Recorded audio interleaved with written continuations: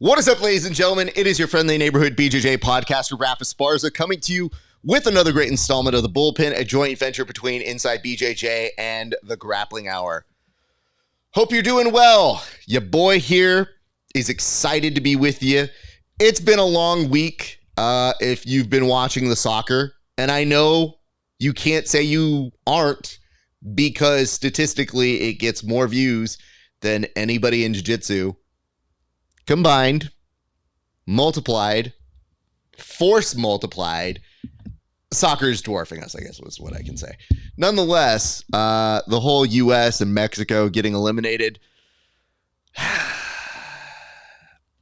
it's to be expected. We know that much. America, I knew we would go out. Mexico, I did know it was a pretty big possibility, but still, that one hurt. So we extend our congratulations to also Mexicans. Just the way that they've been talking about it. It's like anytime you lose to somebody, you're like, congratulations, you're now Mexico. We wish you the best. Norway, you're Mexico. Sorry, just is what it is. Also noted, kind of Mexican, Tim Freeman. Tim, how are you doing, sir? Honorary. It's like, you know, when you don't go to college, but you do something cool or you get famous and then you get to go back and get an honorary degree and they give you the fancy one too. You get the cool hat with the colored tassels. I'm an honorary Mexican. I haven't officially gone to my Mexican graduation in Mexico. I don't know. They don't have quinceañeros for the boys, right? They only have quinceañeras for the girls, but I'll take a quinceañera. Screw it. If that'll establish my Mexican honorary ethnicity, I'll take it. I'm doing fantastic today, Raf.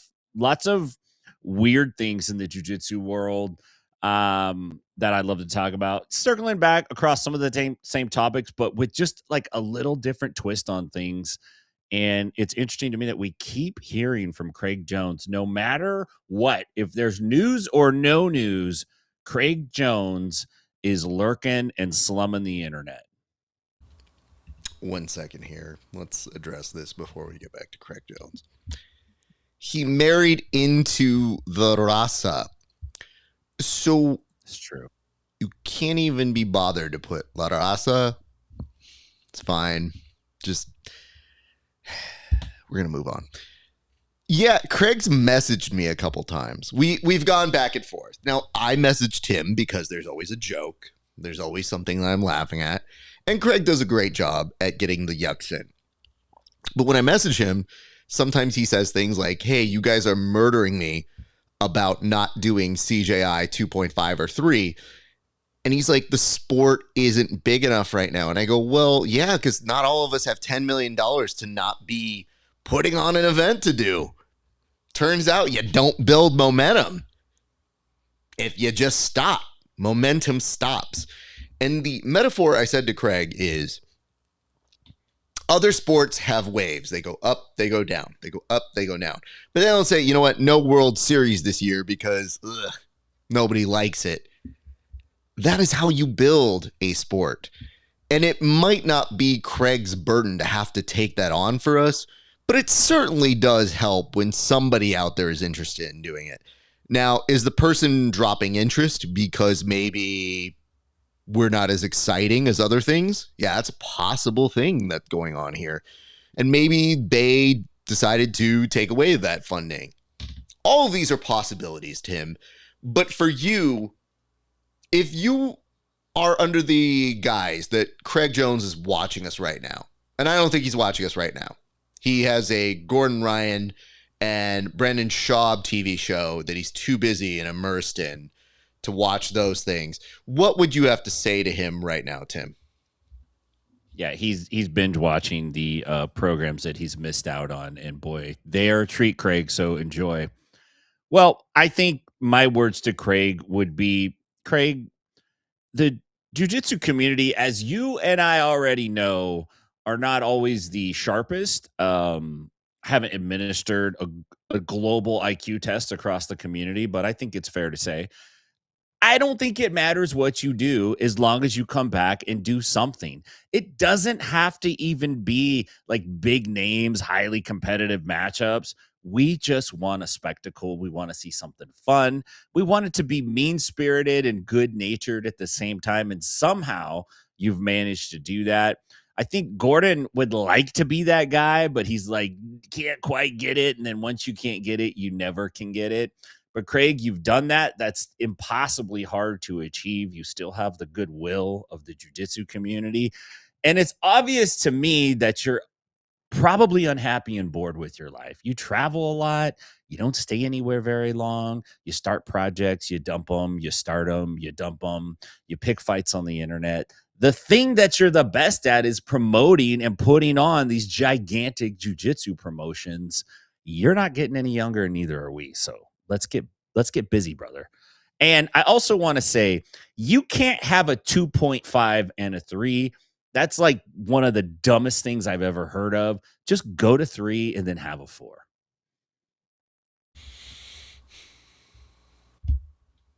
Hello, Craig. I'm probably going to message you at some point. I don't know. Maybe you'll do something funny and I'll say like, hey, that's funny. Then you'll bring up something that we said on the show. We love you. We wish well for you. It seems that you're going to have your hands full with the gym now. So the likelihood of doing another Craig Jones Invitational seem infinitely smaller. But you did say this to me. You said it's not dead yet. And that to me says there's still hope. Now, if there is still hope for 2026, not looking great. And I think today we're going to talk about some topics on our show that may have some implications as to why you are less enthused. But I did notice it was interesting that you even considered what might have just been a blurb of somebody saying you and Mo would come together to do ADCC in 2028. That's news to me. And that is an interesting proposition because we identified so many things that are wrong with ADCC that I don't know that they would be fixed just by you joining in with them. Now, granted, you have gotten them to raise the amount that they give people once, but that was with a nuclear threat of doing an event on the same day. So now I just wonder what it is that we need to do to fix those things. And I will tell you this. All these other sports, because of the way broadcast TV is going here in the States, but also internationally, sports are a premium. And if we had a good package to present for sports, we as an industry would grow exponentially. That has been our biggest weakness. It has been the weakness for ADCC. It has been the weakness for every major entity in grappling. We're all trying to perfect it. And I feel like right now we're getting good reps. But it sucks when I'm seeing 45 million people tune in just the United States for just Mexico and their soccer playing. It dwarfed the U.S. audience tuning out for just the U.S. There is a hungry audience for sports. I have no doubt the UFC will do well tomorrow for a Conor McGregor. I don't know that it's going to hit White House numbers, but it bodes well that they will do well on their streaming. Having said all this, little jealous. And 20% of the people who are watching soccer are being brought away from the Fox telecasts to watch the Telemundo ones, not only because it's cheaper, but because the product is better on Telemundo. So would just love for us to be competitive. That's it. That's my appeal. And to whoever Ghost sponsor is, person giving this money who says it's no object, for the love of God, give us something. Give us anything because we're hurting out here. And we're about to get to a topic that might identify why that is. Before we get to that topic, though, Tim, you brought up the fact that we bring up topics that sometimes incite people and that, yeah, other people have a crack at it first, whether they're talking from their cars or they're presenting a video saying their thoughts on something. Have you at all looked at the response that you and I were able to irk out from people regarding the Ben Eddy Slam, now almost 3 weeks removed from the event? Actually, no, I don't lurk too much on our own comments, but I would be I'm gonna now though, actually. Like what I imagine it's a little of both on both sides, but there's always gonna be the jiu-jitsu world's always gonna have that guy, that personality type that's like these pansy grapplers doing their fancy jiu-jitsu moves are gonna always get smashed and knocked out by everybody. And I'm assuming that's probably essentially Billy Bob Thornton from Sling Blade, by the way. Yeah.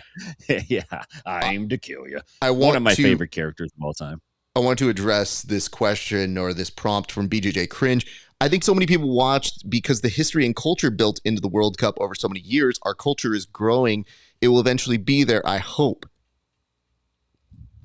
Is that not what I'm proposing? Which is we have to build that culture, which is why you do annual events, which is why you do a repeat version of this. So I'm not just sitting here saying like, man, it'd be nice if only there was a purpose for it. All of it has a purpose, which is you want to build that audience, and it's going to take some time. Tim, I'm just going to read you a couple quick comments. I know we normally do this in the gallery section. This is from Paradox Training Center. It's wild that the onus is on the standing opponent to set the guy that jumped on him down safely. Either allow jumping guard and slams or don't allow either. Your response? Well, yeah, I kind of agree with that. I think your rule set has to be congruent. If you're going to let guys jump guard and look, guard is part of jiu-jitsu. Slamming isn't, in terms of like just is the sport of it. It's not actually the kind of sport where you're trying to have maximum impact on somebody's head to knock them out.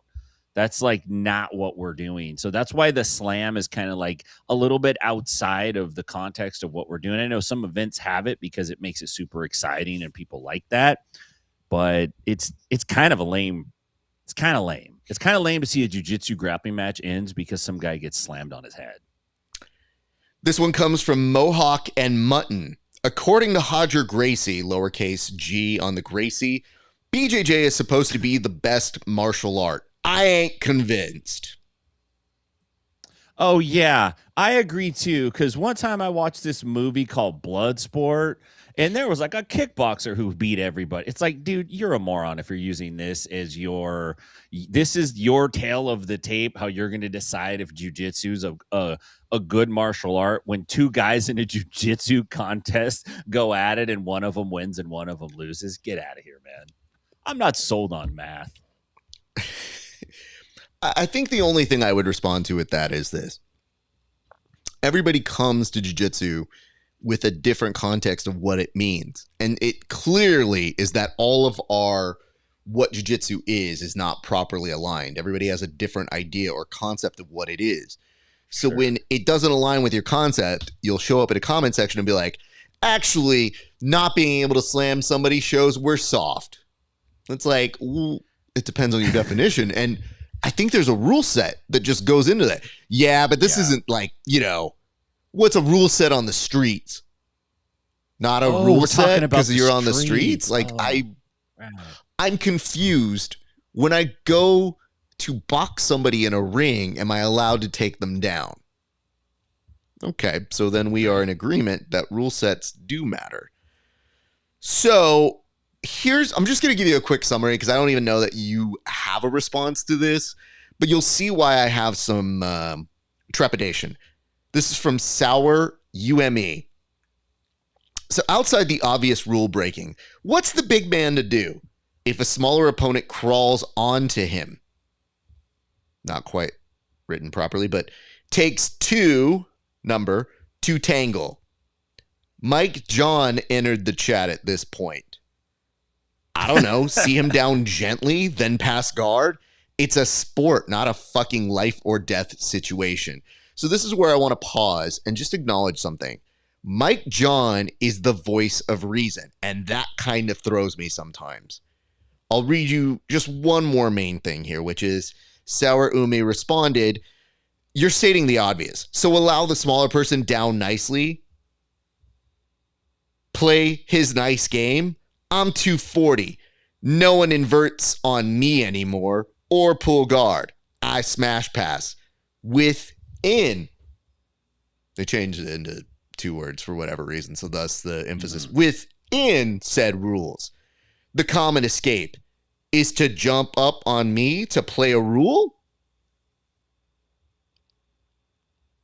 So yeah, I don't. Yeah. Somebody Hey, then look, put man. underneath Majami Jiu-Jitsu that said, "Why not put a finger in the eye?"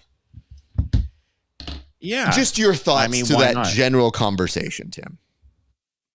Well, look, meathead's gonna meet. That's one thing I've always known. It's a rare size 240 man that will play guard. They love to smash. I get it. But look, you hit the point on the head. There's a rule set. These guys are signing up, they're registering, they're providing their personal information, they're agreeing.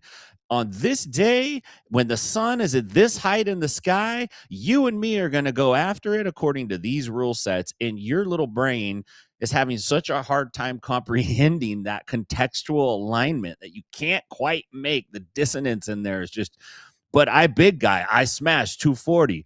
Don't exploit rule set on me. I can't help. I can't help you. That's the problem.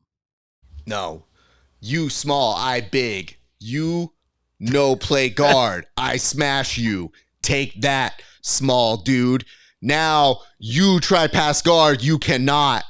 Why pass guard when smash? I just want to point this out.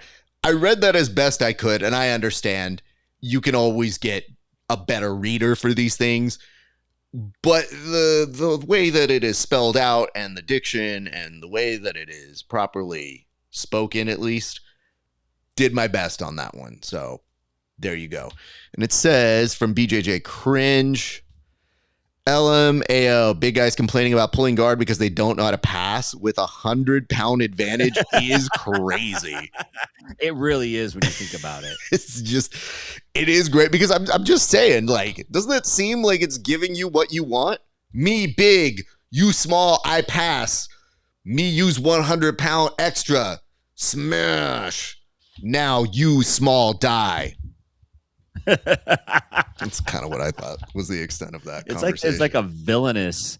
There's like a villainous taste to this post. You know what I mean? To what these guys say there. If anything, I feel like we get closer and closer, Tim, to one day somebody confessing that they killed somebody in our comment section. Like somewhere in the 3rd or 4th response to Mike John, it's not coming forth. Yeah, dude, I know because I one time actually sat on somebody so hard they died. And yeah, I feel a certain way about it. But you know what? That's in the rules. Shouldn't have signed up for it. Bro, did you just say you killed a guy? No. He's cool. He's alive. Don't look him up. All right. Why is there an end date on his Wikipedia? Let's get started with the topics on the board. Time is on there now. All right, so it does seem like the Tackett brothers are about that business. This week, they basically made the case as to why they are not doing ADCC. And if you hear out the rationale, it kind of makes sense. But this also ties into a much more important conversation.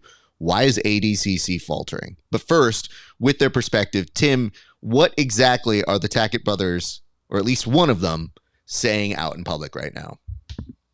So William Tackett recently explained on Flow Grappling. He basically said, I make more money through the UFC BJJ than if I win ADCC. And this is coming from a guy that's a 2-time ADCC trials winner, notable athlete. We see him all the time. He put his heart and soul and all of his time and sacrifice into this, and now he's finally getting paid. And what's happening is he's got some months behind him now of getting paid, and so his lifestyle has actually changed. He was able to quit his teaching job at Fight Factory out in Texas. He moved to Las Vegas to be closer to the Apex in person there. And because of this, he actually has a life where he could spend time training, he could spend time recovering, and he can focus on being a professional athlete. So I can't fault him for that. That makes 100% sense to me from the athlete's perspective. Now, is it the right amount of money? Is it all going to play out in the end? I don't know. But it appears to me that these athletes are starting to make the choice. And for a while, the choice was, and Craig Jones was the one that forced this choice. And it was obvious what the choice was. It was, do you want money or do you want prestige? Well, now it's UFC BJJ is doing the same thing. They're saying, do you want money? Might not be $1 million, but it's money plus some security that each month this check is going to show up. Or do you want to get on a plane and go to Poland and get some prestige? Like, these kids just don't want to do it. And I don't blame them for not wanting to do it. I'm not saying that I'm good enough to get signed by either of those organizations, but as a human being, when you're taking account of what kind of life you want to live, if there's a group of people that are going to give you some consistent money, it's a no-brainer to take that. So good on William Tackett. I don't know, Raf, what this means for the jiu-jitsu landscape, but I do think it's good that the promotions put pressure on each other to keep raising the bar, because ultimately that's going to result in the best product at some point for the viewers. I can't fight Williams' decision on this. Like, I would do definitely the same thing. It's just interesting to me how many other athletes seem to be making this choice by their lack of appearance on the ADCC list. Okay. Well, it is difficult to tell William, who is very level-headed, that he's not making a good choice for himself. The thing I wanted to bring up before I even get to the aside here is that earlier today, and my apologies to this account, I did not save or like this post, and I should have. But they identified 24 big stars that are out. Now, we've been covering them one by one. But when you start to mention Fion's out, Mika's out, Giancarlo Bodoni is out, Baby Shark is out, and then you start identifying the people who are kind of those next outs who aren't involved. It's a very interesting combination of people. But to see 24 huge names, some of whom who have made the choice of it's not paying me enough, others who have been trials winners, such as William and Andrew, who say respectfully, we'll stay out of this. I think the real question we're looking at, Tim, is how is ADCC going to continue saying they are the best of the best when 24 major individuals within our sport are nowhere to be found on that athlete list? Well, I don't think you can, right? And maybe what we see is a shift where ADCC starts to position itself as the international grappling organization and focuses more on athletes, say, outside of the United States. Not that, it's not necessarily accurate that all of the athletes in UFC BJJ are Americans or from the United States. We know they have lots of athletes there, but I could see ADCC potentially making a shift, or maybe we haven't seen this yet, but maybe wherever the funding comes from, whoever those people are that are actually making those decisions to write the checks, maybe they start writing bigger checks and we actually have some competitive pay between both organizations, which would be really interesting. But maybe the guys writing the checks are friendly with the guys that run the UFC on some level, and they don't want to get into a war like that. I don't know, but money talks. When there's no money on the table, then it's all prestige, because that's all we have. All we have is our honor. All we have is bragging rights. But once somebody's going to throw a few shekels in the pot, like, we want the money. We can convert that money into food and rent. Like, you can have all the honor you want. I'm trying not to starve to death. So I don't know what they're going to do, man. We could see a decline, or we could see a shift. I think one thing, and thank you, you brought that up very nicely. One thing I just want to point out here is you mentioned the possibility of getting some of these sponsors or people behind these events who probably already feel like they're doing enough to put on an event and that we should appreciate that. Sure. But what I think you're going to see over time is a lot of our top tier athletes are going to go somewhere else.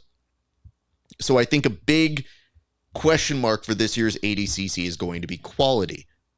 It's not to suggest that it's going to be bad matches, but if you had your pick of seeing Andrew Tackett versus a Rotolo, that's not going to happen here. Those rematches do not happen here. Those surefire things. And I wonder if part of this now is the athletes who have had these very big, numbered, viewed sort of matches who go, the rematch would be on the table if I was in a bracket with that person. Maybe I just hold out for the solo version of this, whether it's UFC BJJ, another organization, somebody that will actually pay me to show up, as opposed to just, if I win, I get 10K. And so that's why, to those promoters, I would say, really examine your books, because it looks like you're not going to sell out. You have a long-standing deal with Flow that maybe you might want to revisit, or at least ask for some more money, and maybe they don't have that. There's a lot of big questions that we have on this. So there's a lot of stuff that I really do feel like it hasn't been addressed properly, and I feel like if they are truly looking at the future of their sport and their organization, they need to take some of these big speed bumps that they are seeing as warning signs, because I think most people not seeing William Tackett, Andrew Tackett, potentially at the prime of their careers, seems like a missed opportunity. Yeah. All right, let's move on to our next topic right now. Thank you very much for those conversations. I do see a couple comments. We'll get to them in a few seconds here. But the next topic of choice. I misspelled that, Raf. I'm sorry. I see that I have a misspelling in the title, Showdown. Yeah, I meant to do that. Well, I did wonder what it was, and I thought maybe I just didn't get it, but I typed it in the descriptions word for word. Nonetheless, I don't think most people in jiu-jitsu are going to be smart enough to catch it anyway. No. All right. Well, it looks like things have escalated. Last week, we had some of you saying, well, doesn't Crone have a point? I'm not sure what the point is, honestly, other than to just clown John Danaher. Gordon Ryan had no time for that and said, well, I'm going to defend his honor, and immediately offered a fight or a match, or as Tim has put up here, maybe akin to an old school Gracie challenge. So for you, Tim, what can you tell us that we need to know about what has been the inciting incidents and has happened since? So, yeah, it is interesting that Crone was triggered mostly by John Danaher, it appears to me, which I've never personally seen the innovative attack of you're good because you have a great coach, but your great coach can't actually, like, Phil Jackson's great, but like he didn't ball that well. You know what I'm saying? So fuck him. It's kind of like, it's a little bit like that kind of a deal. And of course, Gordon Ryan took offense to it immediately. Recently, he has gone online and he's telling Crone, put your money where your mouth is. I'll put up double the amount of money that you put up. The winner takes it. Crone doesn't say whether he wants to do it or not, but he does have the stipulation, and he did say that Mr. John Danaher will not be allowed to be ringside, potentially not even in the facility. So Gordon's not allowed to take coaching from John.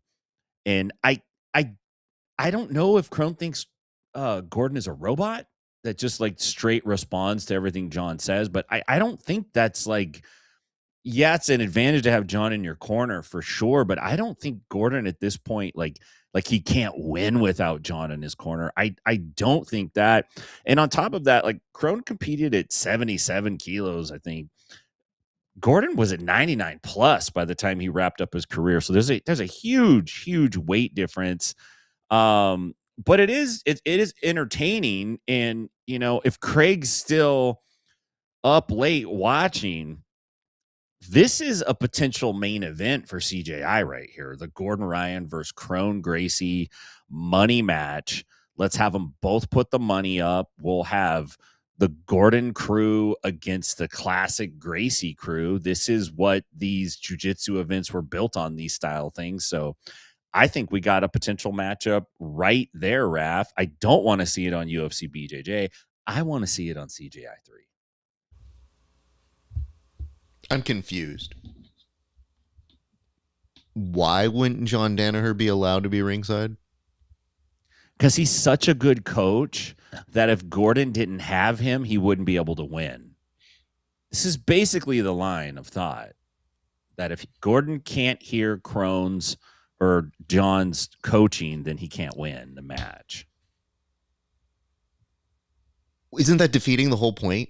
Isn't that at least acknowledging the fact that John does have a pretty significant role in helping these people? And while some people are out here arguing, he's got a point, why is that the stipulation? If that is the stipulation, it's proven the point and we don't even need to do this freaking match. But as you mentioned, it's for funsies and we might as well, because they've already said things that they can't take back now. This is the part that I feel is so weird about the internet, because I thought it was pretty cut and dry. Why are we making fun of John Danaher? We don't need to litigate this case. He's a coach. He's very effective with his students. Seems a no-brainer. At this point, it's just Crone hating on him. And Crone is trying to really labor this point. And there are some people who agree with him, like, yeah, well, maybe John Danaher is just a great example of somebody who just can't do it. I don't know that anybody here has been putting up stuff that says John Danaher would have won ADCC in 1997. I don't know those are the arguments that people are making. I think people don't like him for whatever reason, and I'm extremely confused as to why. Because he already is very effective with this team. It's a big team now. They've built it out bigger and bigger and bigger. And despite what you can say about a lot of what Gordon says as being silly or, lack of a better word, dumb, at the very least, this is an interesting thing for the rest of us, because we just look at it with some bemusement as to say, what? So the stipulation is he can't be there to coach you. Okay. Can we at least, like, add a Shark Tank that he has to be above and lift him up? A soundproof booth. He's just sitting there. He can't say anything. Because there's nothing funnier than John Danaher grabbing the rails and just being like, oh no, if only I could coach Gordon Ryan. He is now without my ability to give him. Unfortunately, us bald people possess telepathic powers. Yes, Mr. Gordon Ryan, I am in your head. Don't fight me. We will win this together. It's too much hate. I can't. It's literally every X-Men episode. Real ones, if you watch this week, episode 4, yikes. But if you saw either Jean Grey or Professor X, they're always feigning. They're always just like, must focus. Too heavy. Think it sucks being an empath, man. Just carrying the weight of everything on your shoulders. Sure. We'll just put it up there. Anyways, let's move on to our next topic here, as we have to race through some of these here in a second. Next one. Professor Not Welcome is great, by the way. CRYPT Craig. Well, we already got into a little bit of the CJI aspects, but there are some more things that are Craig Jones that happened throughout the week. Tim, what can you tell us about just the remnants of some of the CJI that we have maybe glossed over in the opening? Yeah, I don't know if Craig is maybe trying to tease us a little bit. You could file this under almost happened. Recently, Craig has been busting out some of the tales from the CJI CRYPT, And he indicated on Ariel Helwani's, Raf's best friend, his show, that CJI1 almost featured the biggest celebrity grappling match of all time. It would have been the one and only Mark Zuckerberg taking on the famed actor. I know him as Bane. The rest of the world knows him as Tom Hardy. Craig says that both of these guys agreed in principle. I don't know what the principle was. That's the problem. The principle could have been anything. So who the hell knows what that means? But timing ultimately killed the deal. That would have been a great matchup. I don't know if it would have detracted from the greatness of CJI1 in one way or the other. It could have been just purely like amazing. The second CJI would have seemed like a real turd if Zuckerberg and Hardy would have been on one, and it would have also been awesome, because how do you top that? It is interesting to me. I wonder, though, how seriously Zuckerberg was about doing the match. I think Tom Hardy would do it. He just seems like the kind of guy that's down to do it. Not saying Zuck wouldn't, but Zuck would definitely take that back to Meta AI and come up with some gigantic plan and have a bunch of robots trained to get him ready. And let me ask you this, Raf. Is there an appetite to see Zuckerberg do jiu-jitsu? And what if he's really freaking good at it? Like, what if he's great at it? Does that piss people off? And does Crone get online and say, like, you're nothing without your AI robots? Probably not. But I would entertain Tom Hardy being on a show. We've already talked about with Mario Lopez, and Mario even responded and said, dude, I don't think so. So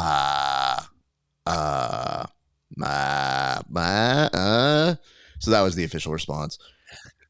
Even though I think Mario would probably be pretty good in that. I think he's just being respectful. Mario has a history of being a host. And those of us in the business know that sometimes when people are calling you out and challenging you as a host, you're like, well, I have to be on air all the time. So a lot of times I'm going to be in the room with that person. You tend to be pretty nice to those people. I think Mario's just a classy guy in that way, that he's not trying to be a dick and be like, oh yeah, I could work that dude. I think he's being like, dude, I'd love to train with him. Which I know, as somebody who has said it multiple times, is, bro, why do you care? I'll train with anybody. But like, would people literally this week, one of the people who's competed at Subversive, he goes, all right, Raph, I got a great idea. I'm like, what is it? He goes, at Subversive, me versus you. And I go, do you think you're the only one pitching this? Great idea. Do you know how boring that would be? And I say this not for you, but because I don't think of myself as a very exciting grappler. That's why I don't seek these positions to be on there. Could I abuse it and put myself there? Yeah. But if you see me on a card, by and large, something went wrong. That would be great if you put yourself in every damn, you shoehorned yourself in and you had a damn match every time. So I will give you an example. I'm helping out with an organization called Sparstar. I'm a commentator for them. They have recently started doing Sparstar BJJ.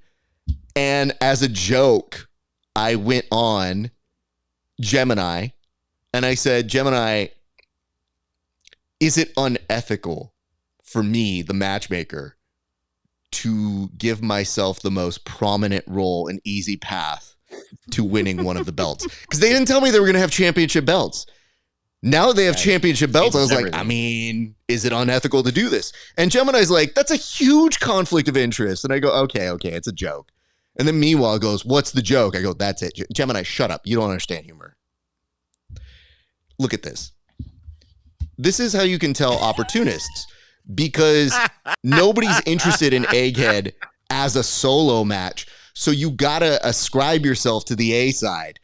And as I tell everybody, and this is the truth, I'll train with anybody, but I'm not trying to subject people to matches with me. And I'm sure as hell not subjecting anybody to a match where Egghead tells you something about how much grit he had to have to face me, how much he had to prep to face me. Like, these are non-existent things. So again, you join the rest of the trash pile heap of people that are calling me out, and I just say, not interested. Will I train with you? Sure. Can you broadcast it? Yeah, I guess. Don't even care about that. But have you asked yourself one really big thing? What if you put all of this effort to call me out? I'm not saying it's going to happen. And you do all the trash talking, and I remain consistent with my not super good. And then I beat you.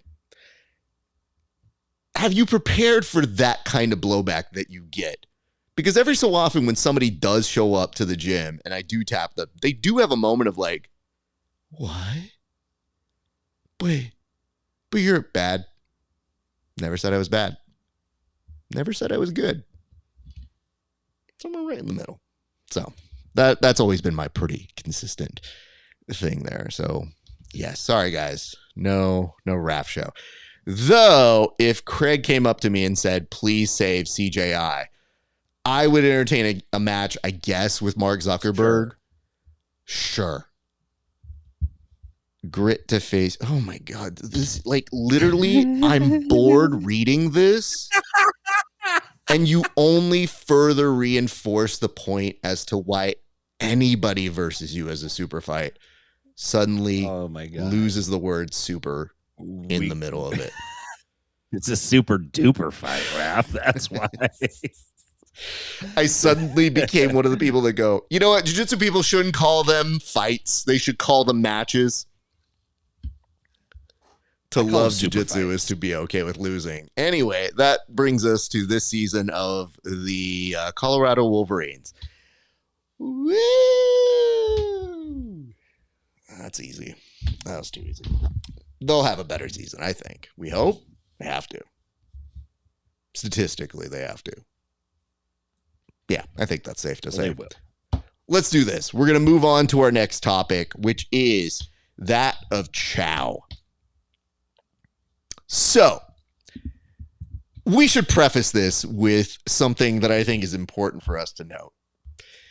This is how when you have a board where you go back and forth with coming up with topics, and I say like, hey, the casuals get to dine on the appetizer known as UFC 329, and Tim says, got it. And I go, no, the main course is McGregor and Holloway.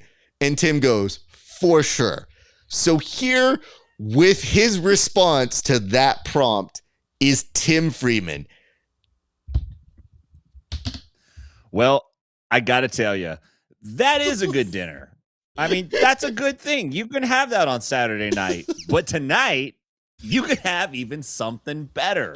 What can you have? The UFC is in the meal prep business.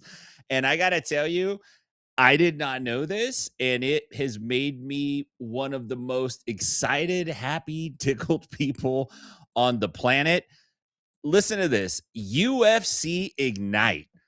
You could go online and build your meal plan. Dana White will make the meal for you personally. They got great meals. We're talking orange chicken with rice, chicken penne Alfredo. My personal favorite, the Sloppy Joe Bowl. Iconic Sloppy Joe flavors, Raph. Elevated with fresh, fire-roasted flavors, packed with healthy vegetables. Look, you think Chipotle is healthy? You ain't seen nothing yet. UFC Ignite, Raph. They're going to bang it. Check this out. You can get 15. This is my little response to it. 15 meals for $206. Look, if I was a bachelor, I'm going to be honest. If I was a bachelor, I would probably do this. I would get 16 meals a week from the UFC, and I would just eat those. I would stuff them in my fridge, throw them in the oven, and that would be it. I wouldn't have to buy groceries. I'd get them delivered. But man, this ultimate fine cuisine, this has got to be like, this reminds me, do you remember when Vince McMahon had his own vitamin company? It was called like Ibupro or Ibupro or something like that. Do you remember that? Is it the IcoPro? Right when he got into the whole IcoPro, that was, yes, and it was like IcoPro. This kind of reminds me of that. It's like UFC meal plan, and they have different plans. You have a cut meal plan, you have a maintain meal plan, and you have a gain meal plan. And I like that. And I think a missed opportunity, but they're getting there, but it's a missed opportunity, is for the big man, the Derek Lewis Hungry Man meal plan, where you could actually eat like these guys are eating. You want to eat like your favorite fighter?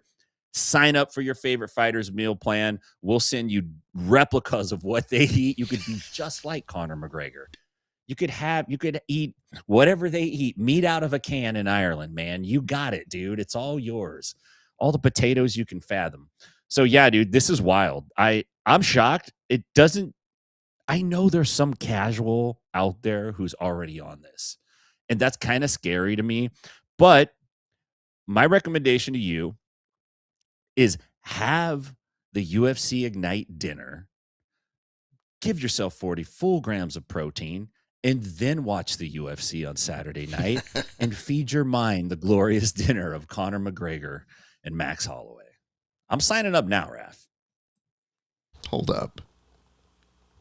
Does that say UFC regret? Yes, that's what I put on it. That was one I doctored up. Thank God. Okay. Okay. I should point this out, Tim.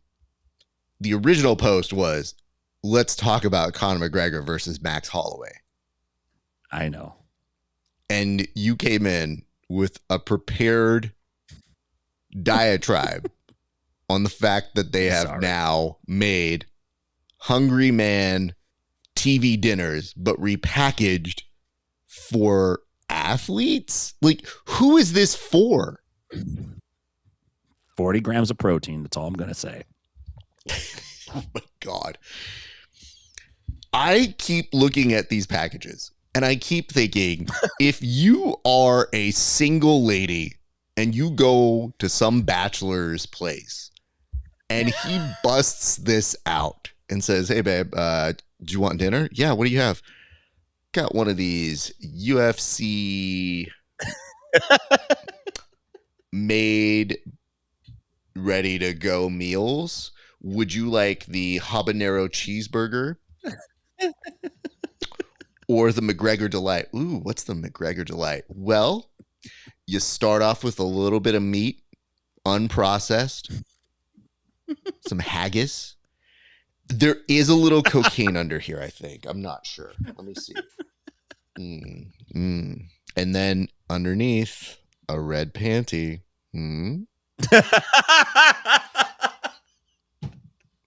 think I know which one you want. Okay. Let's just ask this very quickly here, Tim. Oh my God. Who do you think's going to win? And the reason why I put this was a casual buffet was because you have Paddy the Baddy and Conor McGregor, two just big personalities.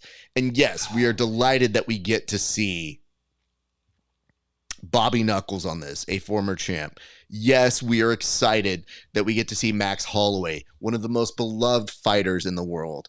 But if you know nothing about UFC, this is your night.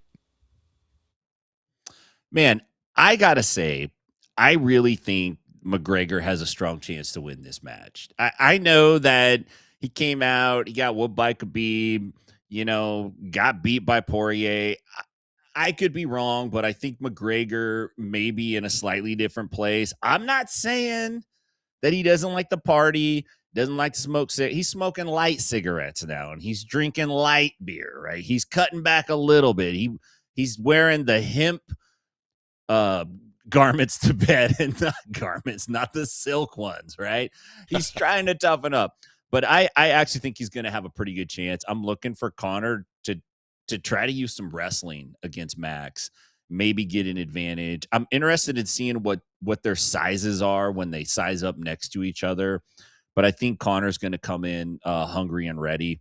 We'll see what happens. Anything can happen in a fight, but I think my money's going to be on Conor. Interesting. Well, time will tell. But I think the rest of the world is pretty much going for Max. And it says Holloway has taken so much damage with his latest amazing fights. Yeah, he has, but Holloway has also outstruck a number of his opponents. So pairing them back together, Conor does have the advantage of the mind games because he has beaten him before. And that is definitely an advantage you want to have when you haven't fought for essentially 5 years. So we'll see. We will see. But very much rooting for Mr. Holloway to continue doing what he does best. And I would just love to be out of the Conor McGregor business, but it doesn't sound like it's happening.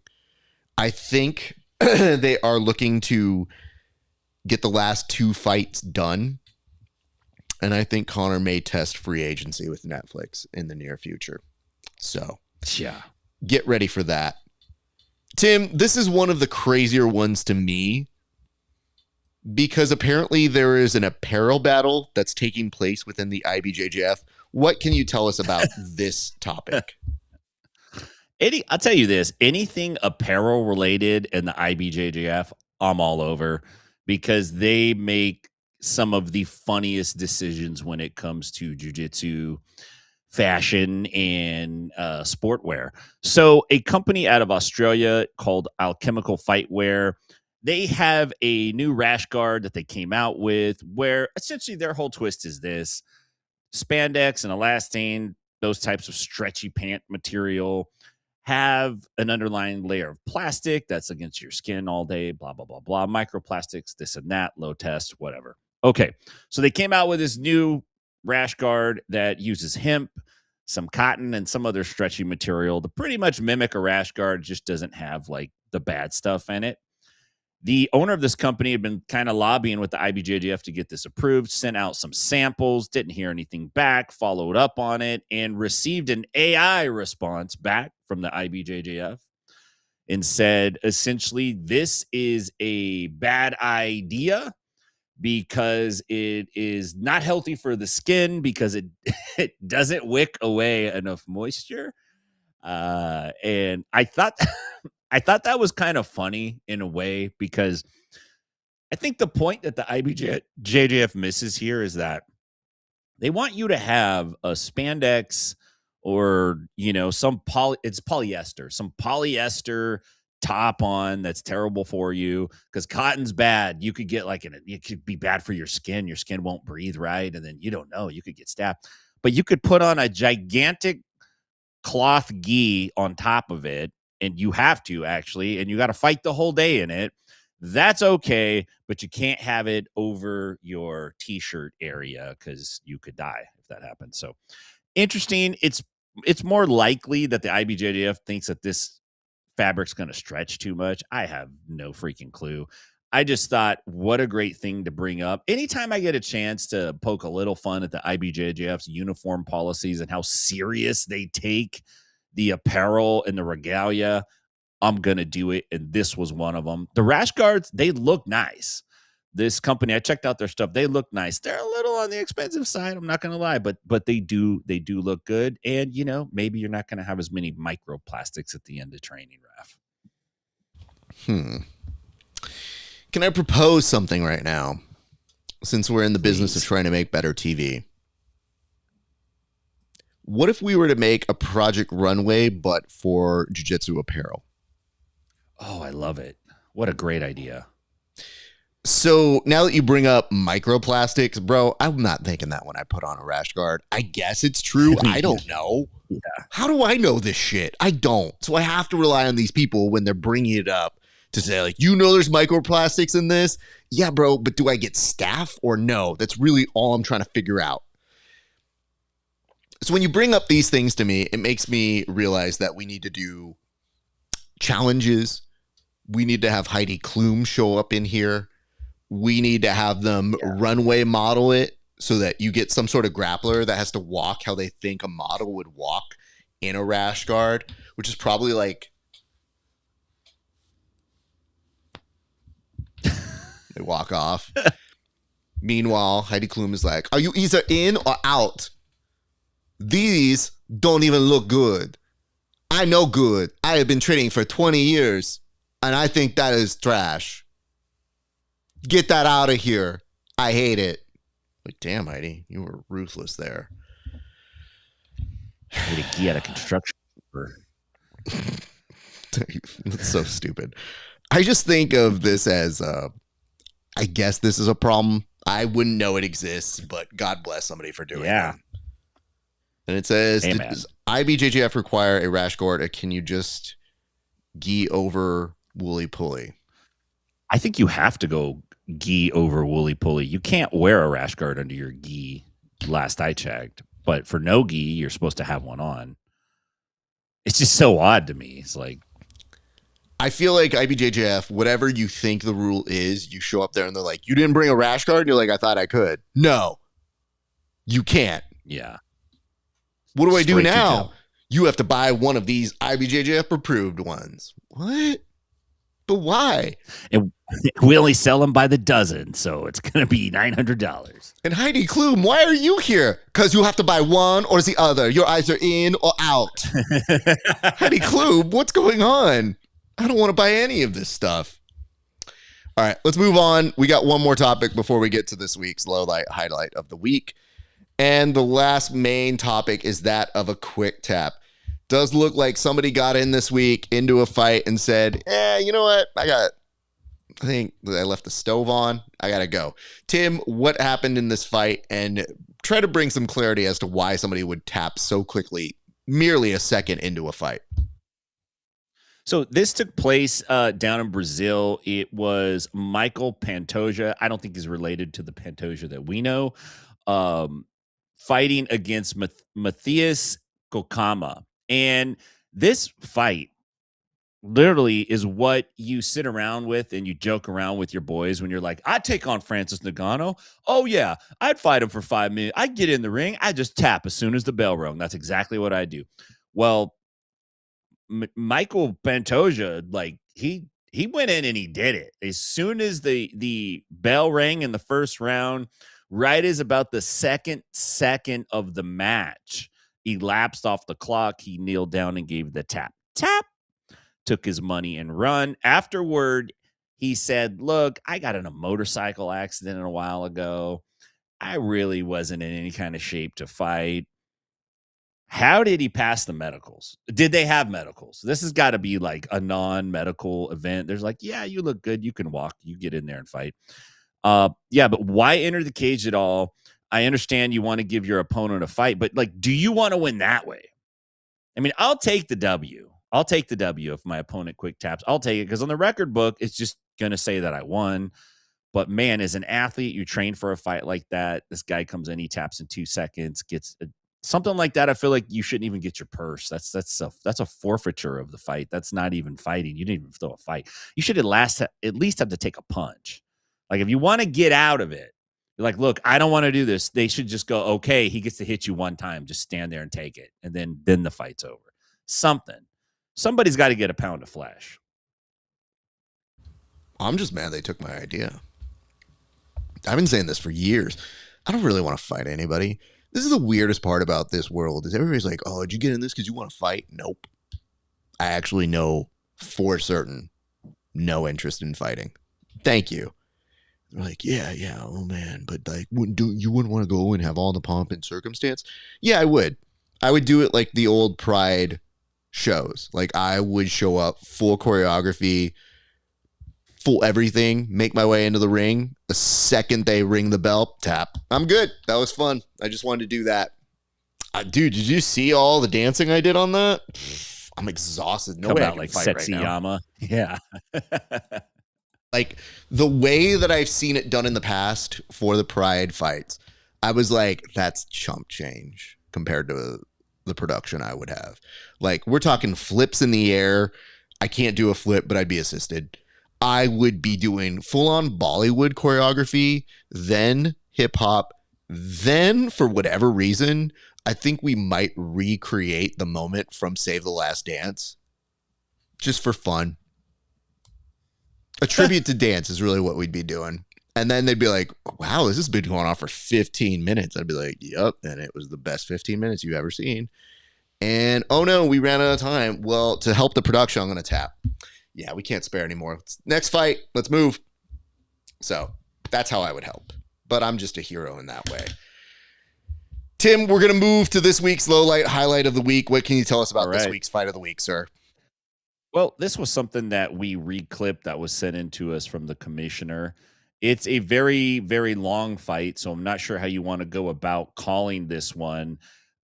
It's a fight where the pacing of the fight, it's a very slow fight. I feel like there's a lot of opportunity for dialogue.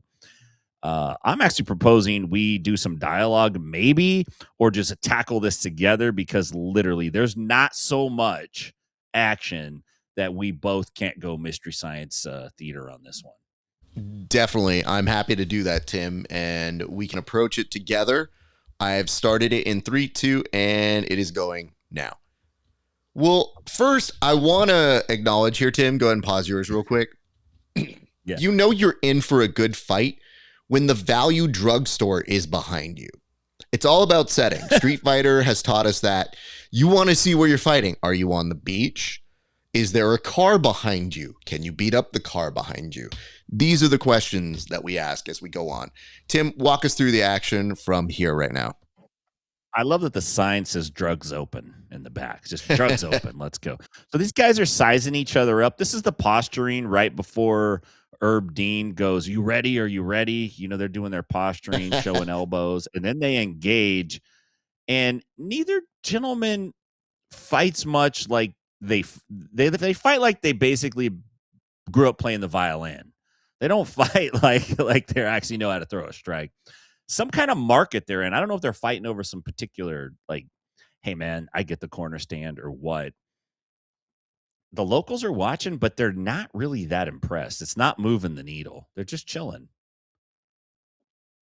So I'm going to go back here. Let's pause here for a second, Tim. And I want to just kind of go back and I want to acknowledge something here. Do you notice that this is like one of the first times somebody walks away from the fight and looks like they want to start a new fight? Because look, this is him being like, anybody else want that? Yeah. You see that? Yeah. That could be yours. Don't run. I got this block. Don't anybody run. And people are not even running. They're just walking by him. Now, I don't know what these gentlemen behind him do for a living, but one thing is for sure, not security. Because look how relaxed and laughing they are. They know they're in for a treat as what can only be described. Sorry. It's going to take me a second here. But you'll understand the pause. What can only be described as Barrett Yoshida's cousin taking a victory lap and walking away right now, realizing he's made a huge statement. I'm so sorry. Wait till cousin Barrett sees this. Barrett, it's too good. I have to do it. You know we love you. He walks away, and look, the Grizzlies gentleman is staring at you. Track pants double on? Guns ablazing, and I think he's a huge Regis and Kathy Lee fan because I think he's got Regis tattooed on the left arm there. I think that he's actually trying to fight that guy for the pants. I think that his opponent has the bottom part of that kit, and he's trying to get it. He's like, dude. Can we just admit that this is Barrett Yoshida's cousin versus a more different Timothée Chalamet clone? Yeah. I like the kick. Oof. The jump punch. Can we just say that this is actually kind of evenly matched? Both guys punch from the elbow out. They put the bows up and they just go like this back and forth. It's so bad. This is when you know you've gotten bad because you now have the Andre the Giant singlet happening to Timothée Chalamet over here. You lost your one strap band. He takes a moment, brushes the hair back. What I loved about this so far, you do point it out nicely, is just the elbow and wristing. It's a lot. The general malaise of the people in the market tells me that they've seen much more exciting fights than this. So. This is like an intermission bout. Wait, they have a hydration break? Yeah, he had to take a hydration break. Look how taxed he is. He's going to do some Pilates. That took it out of him, dude. Godspeed. I hope he's all right. And he lost his chanclas the whole... No, bro, it's not the right foot. Oh, yeah, and then there's B-Back. So I guess the question is here, Tim, you chose not to edit this part out. Yeah. Is there any particular reason why? would like your general thoughts on this mug right here. I mean, I'm favorable to it. I just don't know this was how I wanted this to end, because we're supposed to make fun of the people here, and I'm not super inclined to make fun of Brandon. I will. It's just he didn't do anything. He just shows up at the end. Yeah, right. His shows up at the end shirtless with his hat on backwards, and I don't think his hat is fitted right. It looks a little big, like the dome part. He's got to pull that down. Well, Tim, I think it is time for you to depart. Why don't you tell the people where they can find you, good sir? Right on. You could find me at the UFC Elite Meal Plan website. No, you can find me on InsideBJJ.com. If you're out in Nashville, come see us at 10th Planet Nashville. And if you're in Stockton, you know what to do. I'll be out in Stockton the weekend of the 18th and the following weekend. So if you're out there, come see me. Raf, great stuff. Love doing the show today. Absolutely am in love with the UFC meal plan. I might do it just to see my wife's reaction. No, it's Tim. A bad move. Tim, you are an elder statesman in the world of MMA and BJJ. Stella will eat you alive and wonder why you spent $250 to do this. Get one. I'll get like 2 meals, and I'll say we're going to have a romantic meal I made for you, and I'll pull that out. If they had UFC wine, then I would be all in. Like if it came with a little carafe of like Dana White white wine, Hey, you fucking dummies. Do you like getting fucking drunk? I know I do. Here's some wine. That's all you get. No benefits, but it's got electrolytes. And we'll see you with Connor and Max this weekend on, what is it? Shit. Paramount Plus. That's the one we got? Shit. Okay, that's fine. All right, Tim. Exactly. Get out of here. I'll catch up with you a little bit later, sir. All right, man. All right, bye, Raf. Ladies and gents, thank you so much for watching this week's installment of it. That being the Bullpen. It comes in many different forms and shapes. It says Egghead will be in Colorado starting next week.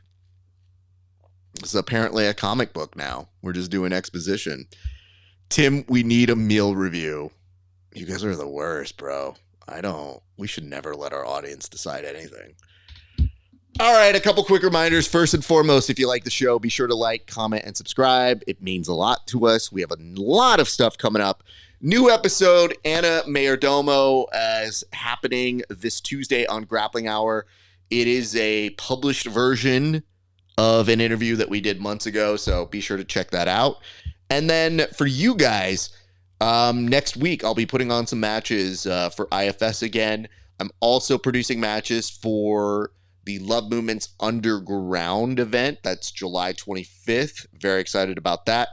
And then end of next month, your boy is putting on some more jiu-jitsu matches for our friends over at Sparstar, in addition to doing the commentary that I normally do for them. So very, very busy time here at the show. In addition to that, Subversive Fight Night happening in Pennsylvania on August 8th, August 1st.